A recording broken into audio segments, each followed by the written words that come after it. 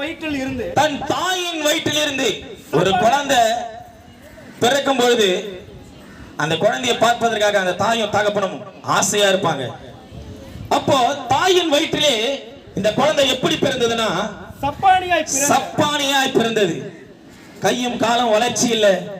ஒரு சப்பானியான அந்த குழந்தையை பார்த்த உடனே அந்த தாயும் தகப்பனும் எவ்வளவு வேதனைப்பட்டிருப்பார்கள், எவ்வளவு வருத்தப்பட்டிருப்பார்கள். இப்படிப்பட்ட குழந்தை எனக்கு பிறந்து விட்டதே என்று சொல்லி அந்த குழந்தையை குறித்து எவ்வளவு ஒரு வேதனை அந்த தாய்க்கும் தகப்பனும் இருந்திருக்கும். அந்த குழந்தை வளர்ந்தது. அந்த குழந்தை வளர்ந்து ஒரு வேலைக்கும் போக முடியாது. சப்பானியாக ஓனராக இருக்கிறவர்களுக்கு இந்த உலகத்துல என்ன வேலை இருக்கும்? அவன் செய்த வேலை என்ன தெரியுமா?